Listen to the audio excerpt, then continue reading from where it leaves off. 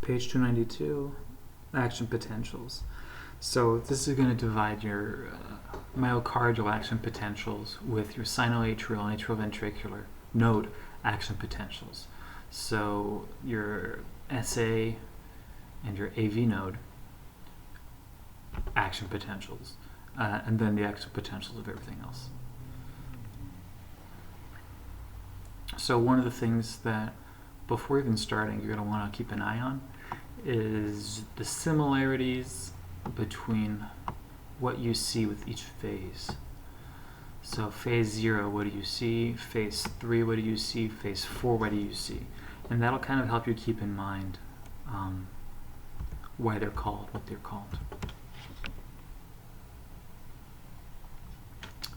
So one of the big differences between the myocardial action potential and the pacemaker is what's causing the depolarization. You have all these voltage-gated sodium channels causing this rapid depolarization, phase 0, rapid depolarization in the myocardial action potential. Then of course you got some potassium going in that starts repolarizing everything, but that's curbed by calcium coming in. Now as calcium comes in, you still have potassium, trying to depolarize everything. But eventually the plateau phase ends, you have the repolarization, and you start to have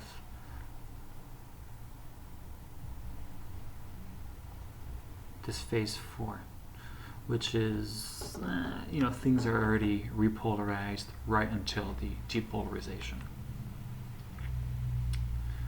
Alright, so let's talk about some of the cool things about the myocardial action potential compared to your normal neuron action potential or whatever. One of the big things you'll notice is that it's calcium-dependent calcium release.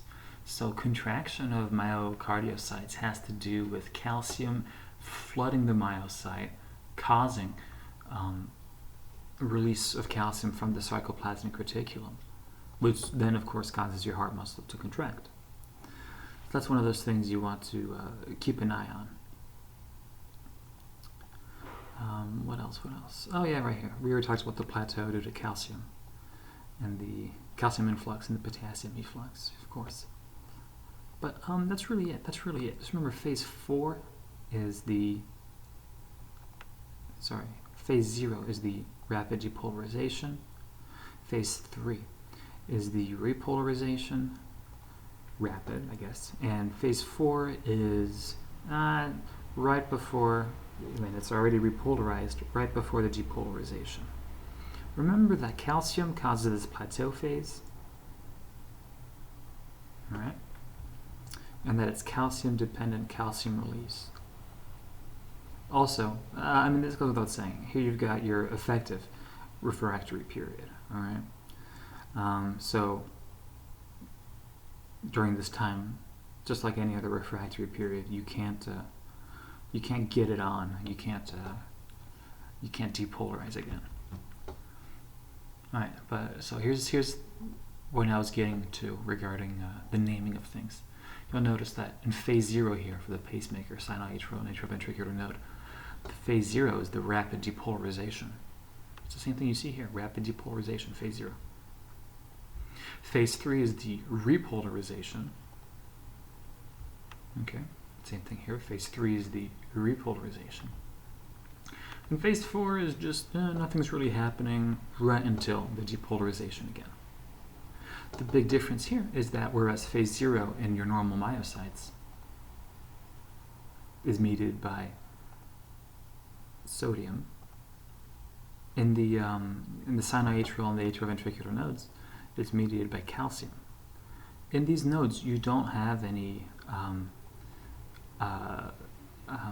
fast sodium channels, so you actually end up having kind of just like a slow calcium mediated depolarization.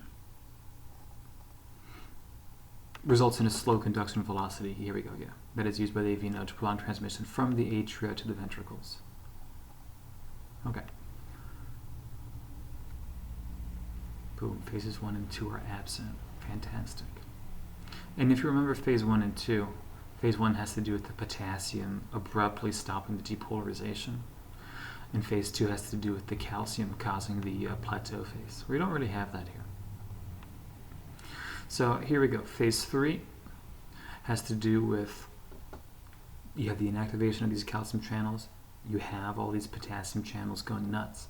And then phase 4, you have these things called funny sodium currents. All right. And it's actually this phase 4 thing. And you can kind of tell that it's how long it takes for it from repolarization to the beginning of depolarization that's going to determine your heart rate. And here they gave you some examples. Acetylcholineadenosine decreased the rate of diastolic depolarization, and it's going to decrease the heart rate when catecholamines increase depolarization and increase the heart rate. All right, makes sense, makes sense, makes sense. There's really not much to go in through there. If there's anything that you really learned, I hope it's that you know why it's called phase 0, phase 3, and phase 4 with regards to the pacemaker action potential. Because sometimes it's weird, why not just call it 0, 1, 2? And it just has to do, at least in my mind, to the correlation between this action potential. Depolarization, repolarization, and then nothing really happening until depolarization. And then understanding that in the cardiomyocyte, you have calcium-dependent calcium release. But apart from that, I think it's pretty straightforward. And